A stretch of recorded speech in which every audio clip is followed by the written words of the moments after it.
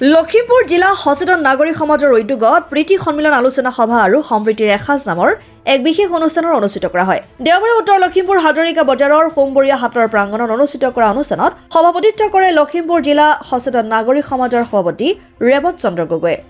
লখিমপুৰ জিলা সচেতন নাগৰিক সমাজৰ সম্পাদক সাজাদ হাজৰিকাই আন্তৰা সভাখনিত উপস্থিত থাকে লখিমপুৰ জিলা সচেতন নাগৰিক সমাজৰ বিষয়ববীয়াৰ লগতে লখিমপুৰ জিলা বহু কেইজন গণ্যমান্য ব্যক্তি। লখিমপুৰ জিলা সচেতন নাগৰিক সমাজৰ উদ্যোগত অনুষ্ঠিত হোৱা সভাখনিত 2023 বৰ্ষৰ জিলাখনত কিমান কি কাম হয় আৰু 2024 বৰ্ষত কি কাম কৰিবলগীয়া আছে তাৰ ওপৰত বিশদভাৱে আলোচনা কৰা হয়। লখিমপুৰ জিলা সচেতন নাগৰিক সমাজৰ উদ্যোগত আৰু লখিমপুৰবাসী শুভাকাংক্ষী ব্যক্তিসকলৰ সহযোগত আজি 7 জানুৱাৰীত পুৱা 11 বজাৰ পৰা 1 বজালৈকে উত্তৰ লখিমপুৰ নগৰৰ 10 নং ৱাৰ্ডৰ অন্তৰ্গত হাজৰিকা বজাৰ সোমবৰীয়া হাটত জিলা ভিত্তিত প্ৰীতি সন্মিলন আলোচনা সভা লগতে সম্প্ৰীতিৰ এসাঁজ অনুষ্ঠান এটি সুকলমে অনুষ্ঠিত হৈ যায়।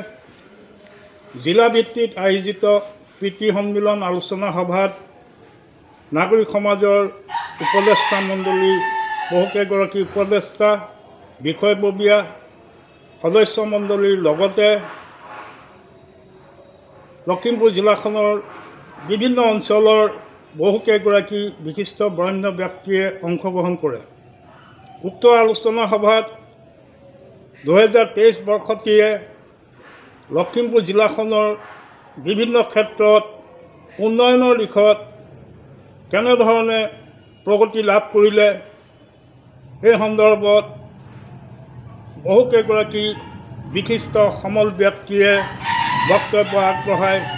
লগতে চলিত 2024 বৰ্ষটিত 24 বৰ্ষটিত লখিমপুৰ জিলা সচেতন নাগৰিক সমাজে জিলাখনৰ সৰ্বতোদিশত উন্নয়নৰ ক্ষেত্ৰত কেনেধৰণৰ পৰিকল্পনা আৰু কাৰ্যসূচী প্ৰস্তুত কৰি আগুৱাই যাব এই সন্দৰ্ভত বিশিষ্ট অন্য ব্যক্তিসকলে পৰামৰ্শ আগবঢ়ায়। উক্ত পৰামৰ্শৰ ভিত্তিত লখিমপুৰ জিলা সচেতন নাগৰিক সমাজে চলিত 2000 বৰ্ষত জিলাখনৰ আটাইকেইটা বিধানসভা সমষ্টিৰ অন্তৰ্গত প্ৰতিটো অঞ্চলক চুই যোৱাকৈ সামগ্ৰিক দিশত উন্নয়নৰ ক্ষেত্ৰত কাম কৰি যোৱাৰ প্ৰতিশ্ৰুতিবদ্ধ হৈছে।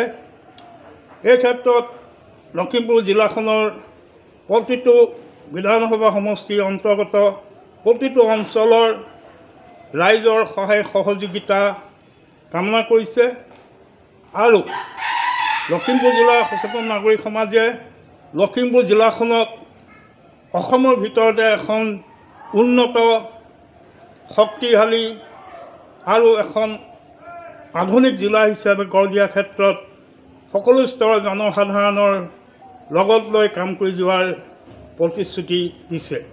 লখিমপুৰৰ পৰা ৰাহনৰী নামেৰ ৰিপৰ্ট অসম আদিত্য।